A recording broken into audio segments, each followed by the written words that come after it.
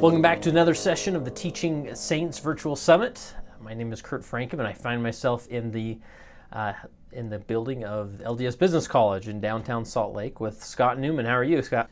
Great, Kurt. Good to see you again. Good. Well, now what is it we need to know about you? Why do you have an office here? Good question.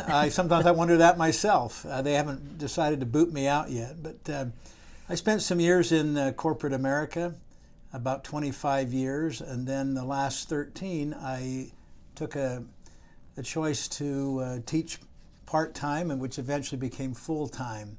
So I've been teaching at LDS Business College full-time for 10 years. I teach management and leadership, and I'm living a dream, honestly. I always thought someday it would be nice to give back by teaching.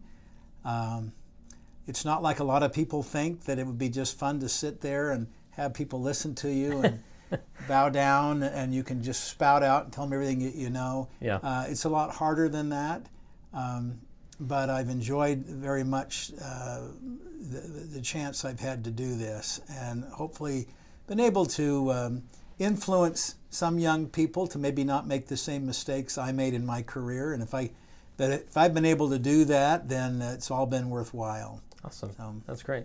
And I've had the opportunity to interview you a few times, and as I've talked with even the person who originally introduced me to you, who was a former student of yours, that really was captivated by your teaching style. And when I walk in your office, the first thing you notice is that sometimes it looks like a toy shop in here. You have lots of visual aids and different things you use for teaching. Has that always been an emphasis for you in your teaching style? Is object lessons or visual aids? You know, I didn't come into teaching thinking that's what I would do. Uh-huh. I just kind of gravitated to that because I seem to like that myself. It captures my attention. It helps me remember things. You know, we only have them for about 42 hours a semester. Uh-huh. 3 hours a week for 14 weeks. So it's not like I can walk and talk with them every day for months and years. And so when you're talking about how to make things memorable to them, where because they're going to soon move on and they'll forget everything I've said, but often students, like maybe the one who introduced us, thought, well, you know, I've never forgotten when you showed that example of X, Y, or Z, and it was the object and in the representation of the principle that stood for that stuck with him. And so that's how I try to make things memorable for them, so they can, again, apply the lessons we talk about in their own life years from now, and maybe avoid, again, those pitfalls. Yeah. Many of which I fell in. Yeah. So there's like a memorable aspect to object lessons. You know, it gives not just an audio learning, but some visual learning that's happening at the same time. Yeah, years ago when I worked for big business, I ran call centers, and we were teaching people how to provide good customer service. And one of the things we used was an acronym called PMCE. And we said, if you can create a PMCE with every customer that you interact with, that your level of service would be, state-of-the-art, level 5. PMCE stands for positive, memorable customer experience. And the words that were important to me is, if you could make your experience with them something that was positive in their memory, that it would stick with them, and that could differentiate you and provide a competitive advantage over other firms, other businesses that were trying to do business with them. So I guess I brought the same thing here, thinking if I could create, just through visual aids, an experience the students would feel as they related to a principle, and it was memorable enough that years from now they could say, oh yeah, you taught us about servant leadership, and you used a shoe brush, and you put a student in front of the class, and you talked about the Savior washing the feet of the apostles, and how that we don't do that anymore as a tradition, but we could figuratively shine people's shoes by serving them and putting them at the top of the org chart flipping the org pyramid upside down. And so people have stopped me years later and said, "You still have the shoe brush?" The shoe brush, but it's not the shoe brush itself; it's what it represents. Is kneeling down, shining the shoes of your employees. Is the shoe brush in here somewhere? Oh yeah, it's right. We got to show the shoe brush. Yeah. And again, Kurt, maybe I mentioned this before, but I've very rarely ever had an original idea in my life. That's fine. I've stolen most of what and if you look closely on this shoe brush, it says Chick-fil-A Leadership Development Tools. Oh, wow. Because we had here probably about 7 years ago, the CEO of Chick-fil-A come speak to our students. Oh, wow. And he brought this with him. And I was so impressed when he was talking about, again, not a member of the church, great Southern Baptist, but you know what Chick-fil-A stands for if you've done any studying of that company. But he said that this is a tool that every manager at Chick-fil-A has in their office. And so I thought, I loved it so much he gave it to me. Oh, wow, what a gift. Well, but we talk about not only what it represents, servant leadership, but I'll ask the students what kind of experience they have had whenever they visited Chick-fil-A, and I've never been able to find a student that doesn't love the food, love the service. Will always say, I'll say, what do they say when you leave that restaurant? And they all know that they'll say, "It's my pleasure to serve you." And so, anyway, you will always talk about the shoe brush fairly early in the semester to set the tone for how the Savior led. That's great. And how have you gone about accumulating all of these visual aids? Are some of them something you really sought out, or did they just? Some like that. I've stolen the ideas from other people. Some I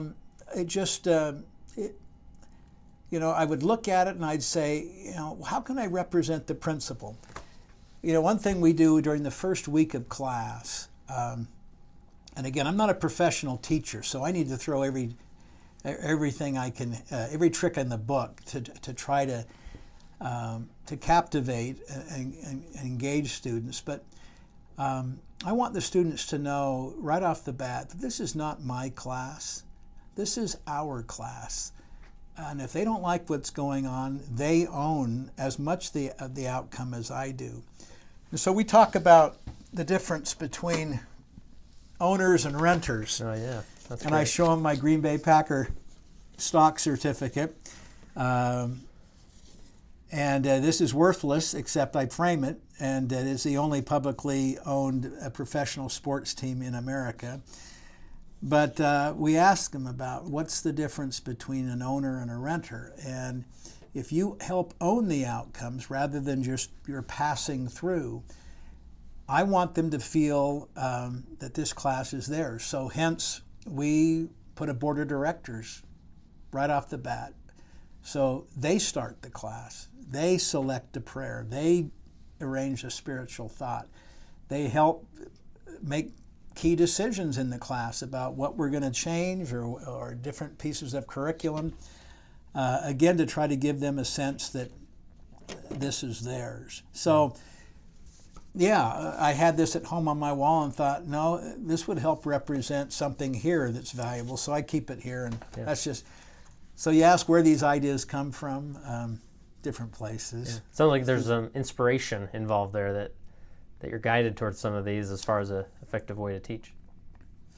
Well, the other day, since we last talked, you asked about this other thing over here. I may have told you I'm restoring an old pioneer house in central Utah, and we had to, not too long ago, had to replace old windows in this house. And so, you may not be able to see this, but this is and I put duct tape here so I don't get cut, but this was a window that the workman threw off the house as we replaced it, and it was broken, and I looked at it and thought, if I made this safe, this would be a fun thing to at least bring to class and show to the students and say what comes to mind when you see this.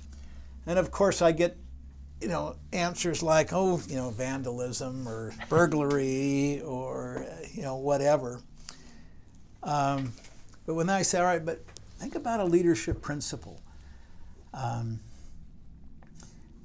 it happens to be during a time that we're talking about if you keep the small things in mind and you do the small things in your life, the everyday routine things that often seem really dumb and ineffective, yet if you take care of those small things, how the big parts of your life can fall in line. And so I share with them, and some of them know this, but a lot of them don't. They're much younger than me, but we talk about the broken windows theory that back in 1982 came about to help solve crime in New York City, and that was adopted eventually by Mayor Giuliani of how to fight crime there. If you take care of the small little petty crimes in neighborhoods, like don't let landlords allow buildings to remain with broken windows. Require them to fix broken windows. And after years, they found that by doing that, the pride that the people in the neighborhood felt would actually, people would clean up their neighborhood. And it would drive the criminals out into other areas. So New York, if you read about the broken windows theory, cracked down on things like turnstile hopping to get onto the subway or graffiti, and they would start ticketing those smaller things. And yet as a result, New York City, because I lived there in the early 80s, and you wouldn't go to Times Square even during the daytime. Now people feel quite safe to walk around Times Square at night. So it didn't happen overnight, but I use again an object to talk about fixing the broken windows in your own life, the small little things, and it'll help you stay on course. Yeah, it sounds like as you go through these that I'm just thinking of the gospel doctrine teacher that's preparing their next lesson, and they want to maybe have some visual cues and reminders throughout the lesson. They may be thinking, well, how do I do this? And from what I'm hearing, as you tell these different stories, that every visual aid is connected to a principle of some type, right? And so, and that really is what you're hammering home, that principle, right? Right. I hope people don't get hung up on they got to go out and spend a lot of money and that the object is the end in of itself. No, that's a vehicle for just grabbing attention. The principle that we drive home, and I try to help them connect the dots in as we do our case studies or we do assignments or do our readings, as we work with a consulting client, is to try to bring them back to saying, okay, how could the principle of managing by walking around be a positive influence here? Or do you feel the management of this company, how do you feel about them as servant leaders? What's the ownership level of the employees in this unit? It's poorly performing. Why is it poorly performing? Do they feel invested in the outcomes? Are they made to feel like owners, or are they just passing through? So your point's well taken. I don't want to make the object be the end all, but it should trigger in their mind a key principle. And I guess if you think about the way the master taught, and I was reading this the other day where Peter actually says, "Master, tell us a parable." It's for thousands of years people like to hear stories, and so the Savior, he taught using stories, everyday common objects, little currency, coin, mites that people could relate to, and yet he had a principle tied to them. And so as I tried to figure out, what excites me, how I learn from those kind of memorable moments that come from objects that relate to principles. And semester after semester, when the students evaluate the courses that I teach, more often than not, they'll always say, "I loved when Newman would would bring his tool bag to class, his Mary Poppins bag, and he'd pull something out, and we'd talk about it. I used this today, in fact. This was a first place medal I won on Princess Cruise Lines for a dumb music trivia contest. 80s music, and I was picked out of the audience. And so why would you keep this? But so let me ask you, Kurt, what put you on the spot? All right. So. It's a first place medal. It's a dumb little thing. And we were talking today in class about how you make a losing team a winning team. Mm-hmm. How might this apply? Yeah, well, recognition, right, and an award of some type, something tangible that represents that achievement, right? Even if it's a dumb little achievement, like a trivia contest. We talked about a company that had lost forever, for the longest time. Poor performance. No matter if the managers changed out, they still had developed a habit of losing. Well, you break the chain by choosing one little thing that you think that we can give this team an opportunity to celebrate. Celebrate a small win, even if it's just something that you might think is not that big a deal. But if they can win at one little thing, then you use that to build on it. And you go after, again, something else that might be a little bigger. And pretty soon, they start tasting winning, and eventually, line upon line, little recognition, little small wins on top of small wins, you can turn, I think, a perennial loser into a winning team. Yeah. So. So tell me about the history of this bag, because like you said, the students mentioned, I love it when Newman walks in with his bag, right? Because they know there's a lesson coming, and it's a fun lesson. Well, and I get as much excited too about when they get their opportunity. The students all get a chance to share at least one tool bag item with the class that they bring. And so, and I don't expect them to go out and buy an old bag. It doesn't even have to be a physical tool.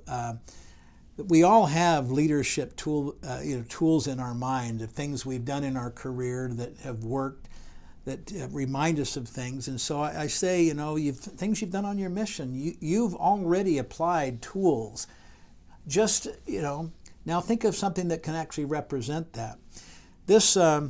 This old bag, I used to work for eBay, and so I was one day thumbing through, my eBay, and saw an old tool bag, and I thought, wow, rather than just pull things out of a briefcase, I thought so I purchased this old tool bag. So it, some things, like I can't fit the broken window in there, but most of the things I can, and it makes for fun conversation. But I don't want them to get so hung up on Newman's tool bag, but to build their own, and they can steal any of my own tools, since most of mine I got from some other place. I already mentioned this school bus. This was a grandson's toy, and as he got older, I inherited it, but.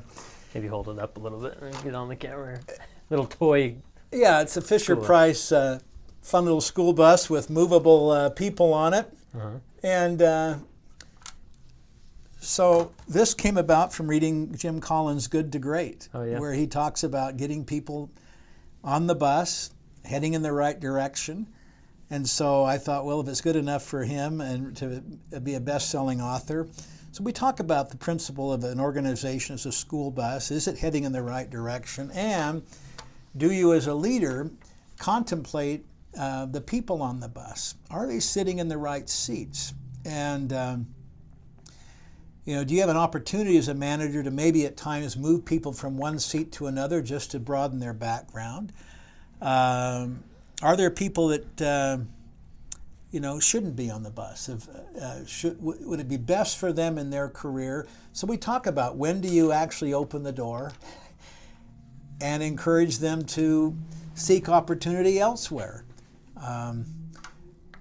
One of the things I do in one of my classes, again, I stole this idea from my days in corporate America, but I worked for American Express for a number of years. I worked for eBay for a number of years, and I worked for Citibank. And all three of those institutions, I was involved in running customer service centers for them. So they highly valued leadership training, and so I was able to, I think the best money could buy was sent to leadership training by these companies. And in all three of those companies, it was interesting, but I went to training where we watched the leadership film 12 O'Clock High with Gregory Peck, made in 1949. Again, it was made as a Hollywood movie. It was really one of the first anti-war movies made, but yet over the years it has developed quite a following for leadership and the principles that it teaches.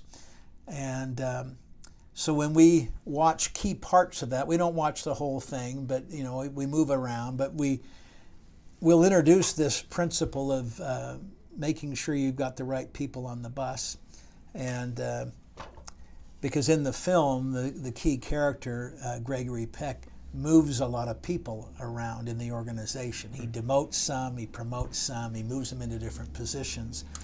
And so again, it's the idea of introducing a management principle and then drive critical thinking by seeing how it can still be applied in many different ways. I made this. I like to build models. Nice. And so wow. When we introduce 12 O'Clock High, it's about B-17 bombing that takes place in early World War II. So I'll bring this. I can't fit it in my tool bag, but the students will know by the end of our class that a World War II bomber represents this idea of being able to lead situationally and adjust your style based on the situation at hand and the developmental level of your followers. You can't always be the same leader all the time to all people. Also, Kurt, I probably have, you probably get a sense I'm a history buff.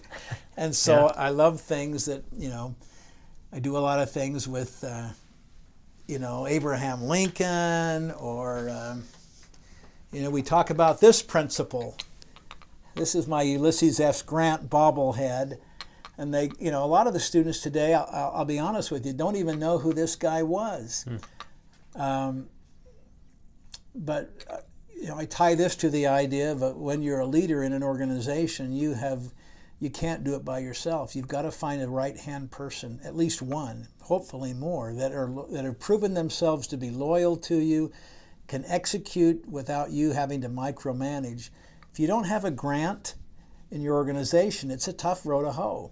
And so we introduced that concept. Again, this was stolen out of a book I read. I read.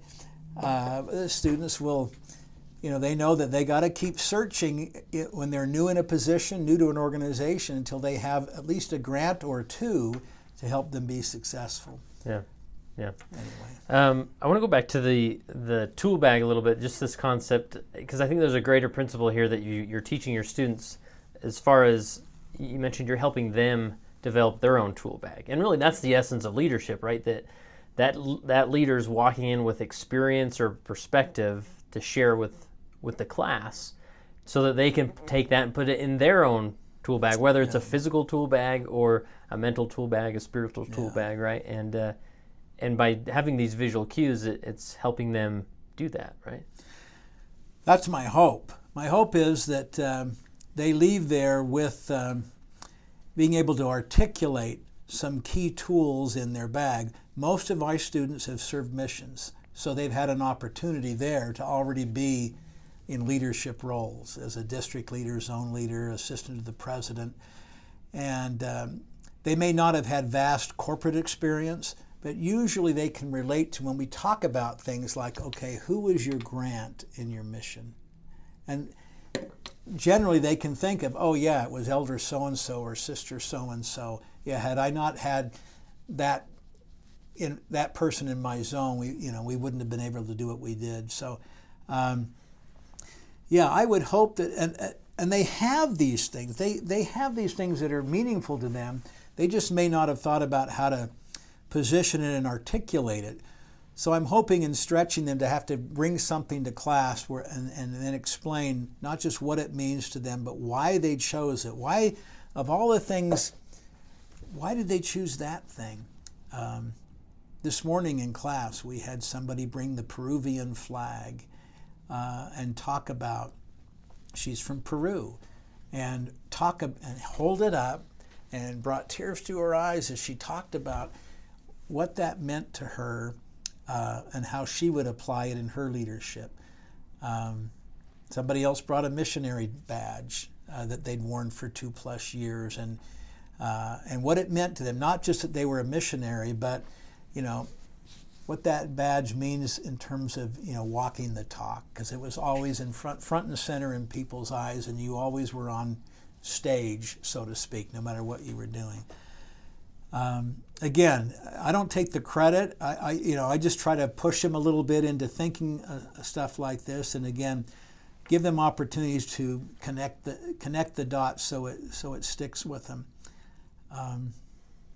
And I think this goes to a principle also that we try to use here, and I have to give LDS Business College a lot of credit. We try to be on the cutting edge in terms of how we teach.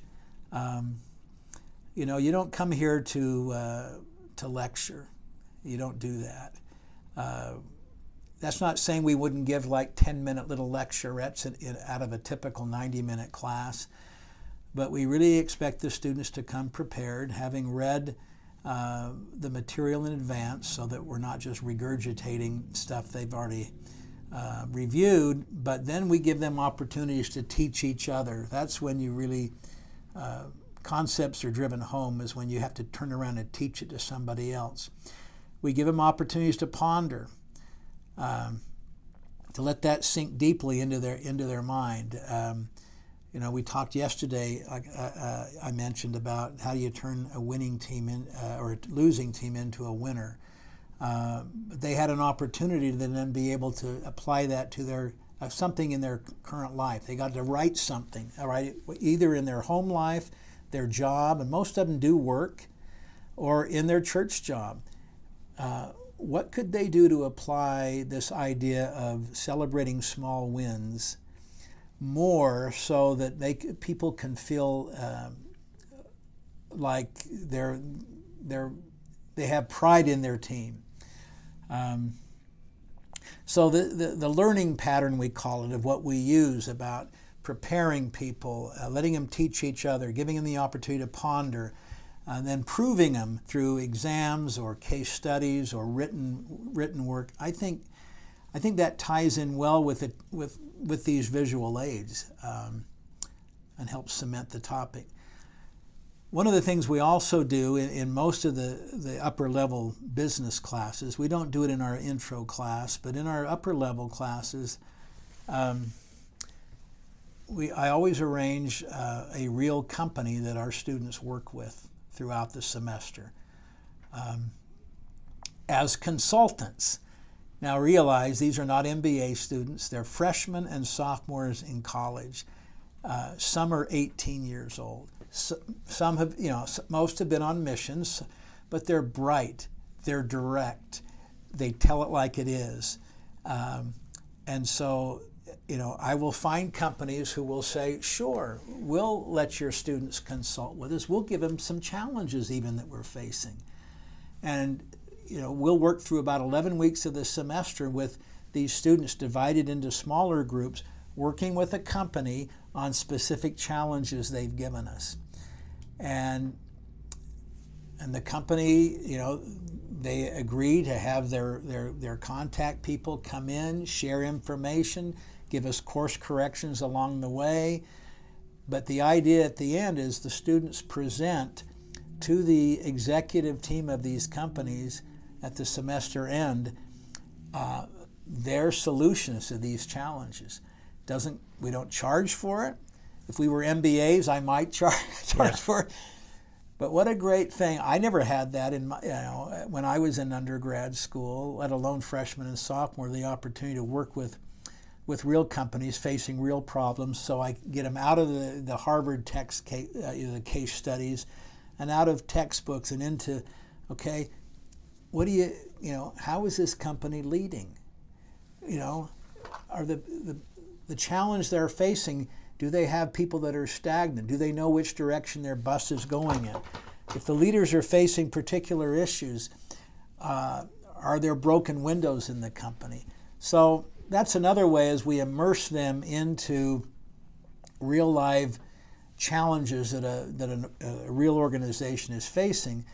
Hopefully they can, again, it's not the school bus, it's the principle of, are they got the people in the right seats? Yeah. So I love it when the students present at the end of the day to this company, and you know, they'll say things like, yeah, one of our recommendations could be perhaps more management by walking around, or some of the, you know, the performance.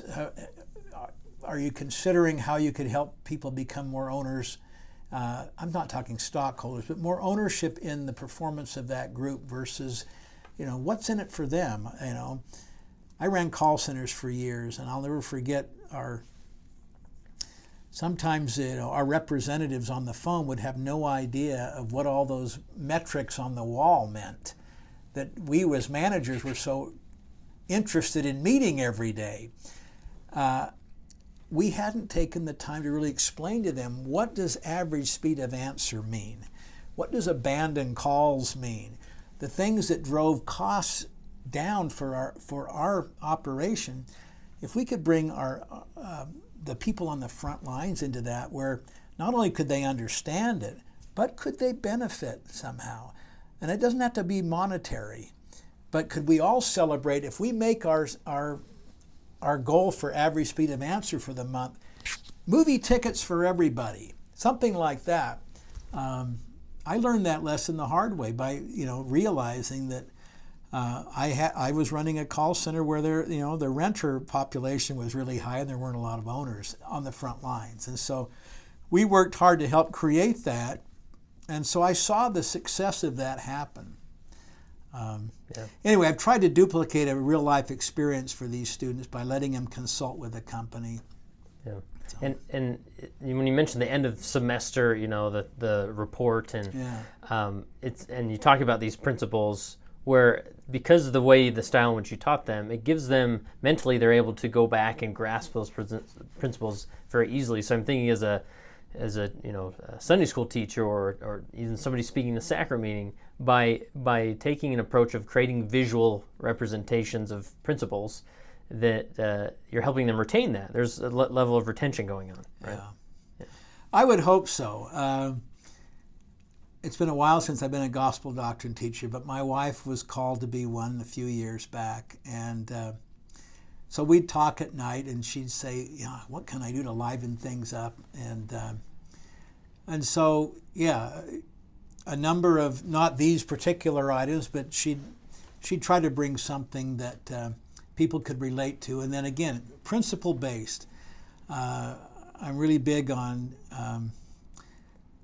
not rote memorization of little facts and figures here, but the key principles that will help guide you, not just in your work life, but again, you know, these principles, I think, are eternal, and they apply in all facets of our life. You talked about your students. Often you encourage your students to bring visual aids at point. Do you do this with all your classes, or is there only certain classes that you do that exercise with? That's a great question, because I happen to have the privilege of teaching leadership and management and business strategy. And those are topics that obviously lend themselves a bit more to principles like this. If I was teaching math or accounting, would I still bring objects? Yes. I would figure out some things to do. They might be a little bit more challenging to find. Yeah. So yeah, there's probably a reason that if you went into some of my colleagues around here who teach other subjects, they don't do this. But yet it's been fun to see just some of the creative things. And I'm not saying that I help prompt them by them watching me, but I'll give you one quick example of a good friend of mine who teaches accounting here. Several years ago, I thought, again, this is how I get bored pretty easily. And if I walk into a Sunday school class, let's say it's the 1st of January, we're just going to a new curriculum, we're going to teach the Doctrine and Covenants or whatever. And if we spend that first time going, okay, well, here's the new manual, and it's going to cover the Doctrine and Covenants, and then next week we're going to be doing this, and we'll do all these lessons, and we'll get. Sometimes I think instructors do that the first day of college. You walk in, and the students are expecting to get, okay, I'm Brother Newman, and let's go through the syllabus for our course today, and then let's have everybody kind of stand up and introduce yourself, and I'll tell you, kind of when the midterm is, and I'm going, gosh, you put a gun to my head. If that's your first impression with these students, how excited are they going to be? So years ago I said, I am never going to cover the syllabus and that logistical stuff the first day of class. We're going to get into class, we're going to have a kneeling prayer, and they're going to count off by 6s, let's say, and we're going to immediately, within 4 minutes of the semester starting, they're going to be in groups of 6 groups of like 5 to 6 students each, and they're going to choose a leader, and they're going to come up and take a bag, and I've got a bunch of stuff in different bags, and they're going to go right into an activity that's going to take them the entire time. And we'll have time at the end to debrief and connect dots and have them discuss what they learned and why we did what we did. But would you rather go to a class like that your first day or the other one? So I have the opportunity when we orient new faculty is to try to give them a few tips of the trade, that best practices. So that's one that we'll always talk about is take your first day. You only have one first day, one chance to make an impression where the students will go, wow, that was cool. I can't wait to go back. Now, we're not trying to always entertain them and dance and do circus tricks. That's not the idea. But if they can come away from that first day going, wow, I already got to be put in a team. I got to work with people I didn't know from Adam. We had to build something from scratch. Then the directions changed totally, and we had to adapt to change. And then we were able to debrief and really ponder on what we learned and share that. And we felt the Spirit because it was tied into gospel principles at the end. I mean, I can't ask for a better first day. And so my point to you originally was when you said, well, it's great to teach leadership and management principles and strategy using objects because that's pretty easy to do. But if I'm teaching accounting, all right, well, so a couple of examples from some colleagues here that teach accounting. As we talked about things like that, they said, I'd like not to have to just go through the syllabus the first day. That's what they're expecting. Some of the students know that, so they don't even show up the first day. So I have one colleague that bought a Statue of Liberty costume. And he comes into class the first day dressed as the Statue of Liberty. And he immerses his students immediately in how the United States collects taxes. But he brings it alive to them, and the whole class period, he's dressed like this. Now, I have, another one that said, the first day of class, and this wasn't a first year accounting class, it was a second year, but he goes, I'm going to walk in with a shoebox full of receipts. And I think maybe he brings in multiple shoe boxes, but he puts them into groups and he says, okay, gee, you're my CPA. These are this is everything I did this last year. These are receipts and a bunch of stuff. go to it. Now, rather than, I mean, can you imagine your first day? All of a sudden you're working with people that you don't know, but you're having to try to remember, okay, how do I categorize these expenses, these receipts? So it makes me feel good that even in classes that might be, not as maybe theory-based or I shouldn't say experience-based, but just a little different than that they can still come in that first day and do things, an object, whether it's a Statue of Liberty costume or a shoebox full of receipts, to again get the students immersed and engaged. Nice. I love that example, especially I remember the accounting classes in college, and they were they could have used a Statue of Liberty costume, that's for sure. So, going back to having students bring visual aids, what direction do you give them? Because I'm just thinking some of these classes, I've been in a gospel doctrine class even just a few weeks ago. I remember the instructor asked another sister in the ward to bring this picture of her daughter who they lost this child when she was young, and seeing her stand up there and talk about it with this visual was just so impactful. So how, as people are maybe teaching in Sunday school, how could they encourage the students, the class members, to bring visual aids to add to the context of the lesson? No, that's great. It takes, I'll tell you one thing.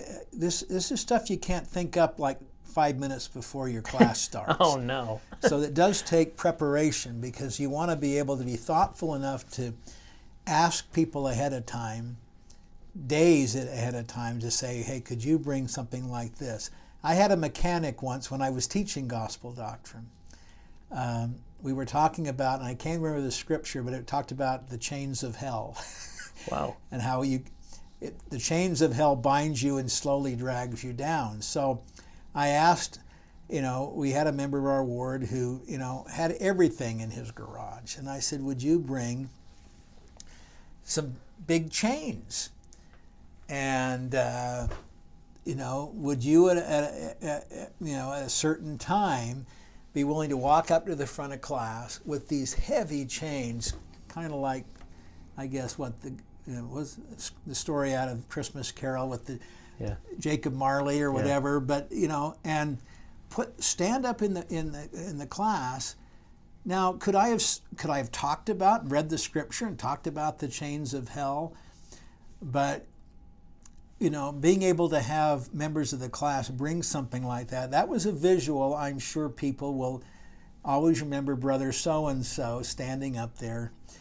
They'll know about the chains of hell. And then one by one, we were able to take the chains off as we talked about the principle behind the scripture. So I think you can't read the lesson the morning of and expect to.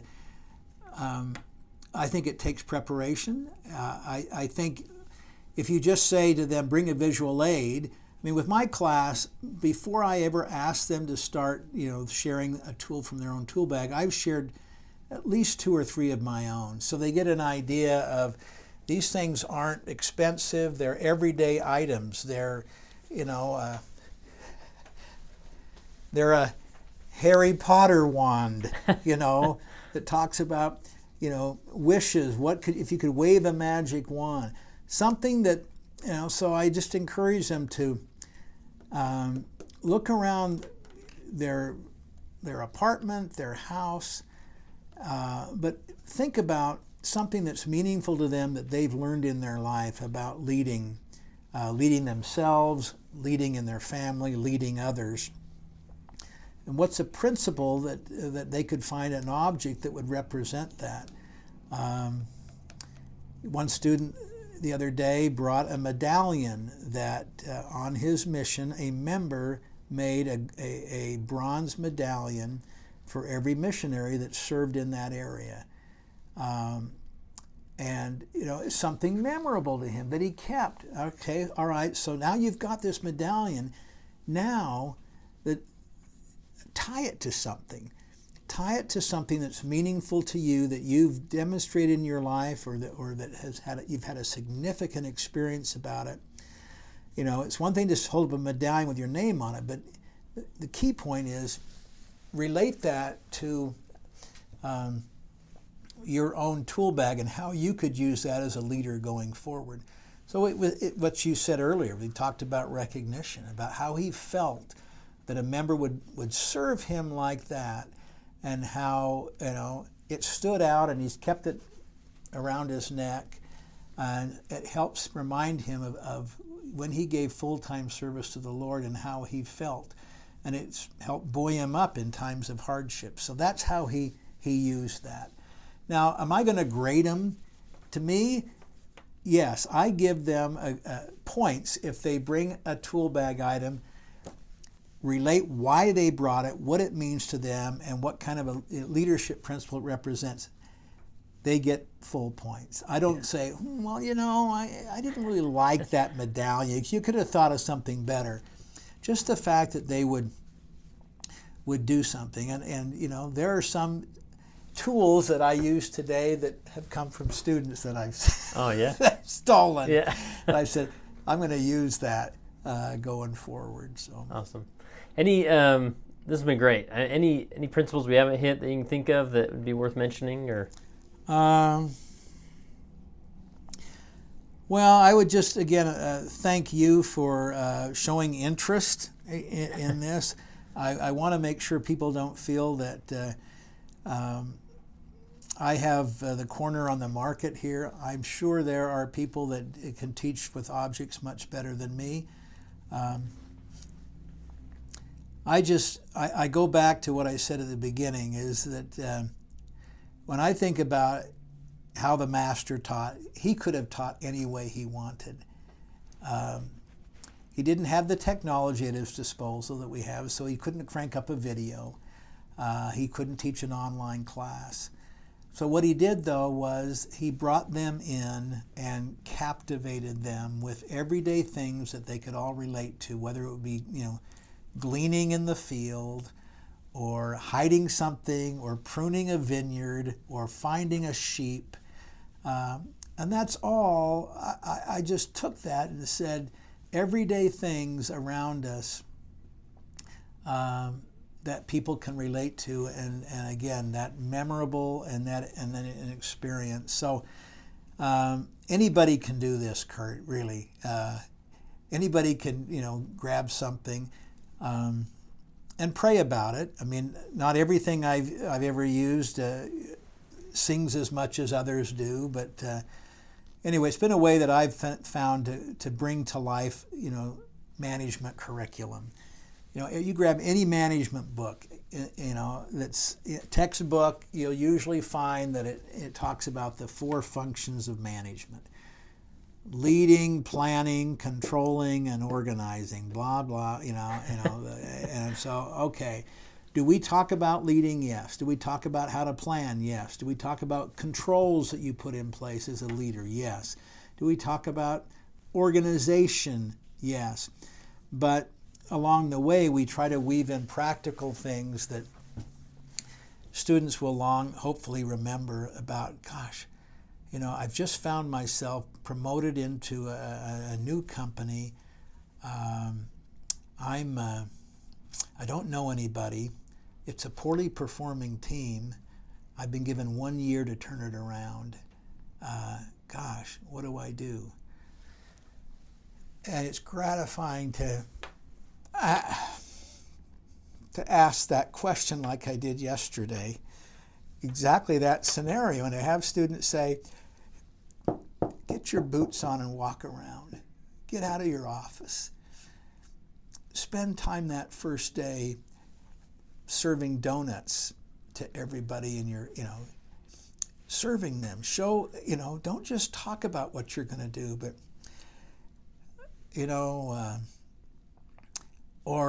I'd start looking for people that,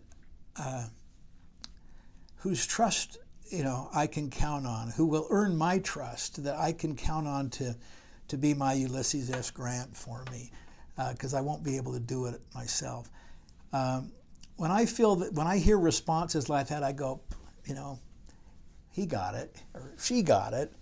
And it's not everybody, but, those are the paydays for we teachers in the church. It's not a lot about the money. It's about, being able to have students years later come up to you and go, do you still have your tool? Do you still use your tool bag? That's what they, if they remember that, and they remember some of the things that it means, and I've used that. Yeah, I'll find myself in that position. The car you showed with the hood up. Yeah, I remembered that, and so I remember to look under the hood, not just at the dashboard. And that has saved me many times where I could have just looked at a report and taken it at face value. No, I remember that. I looked under the hood to see really what were the numbers that went into that report. And, so anyway, that's my payday. So, been fun.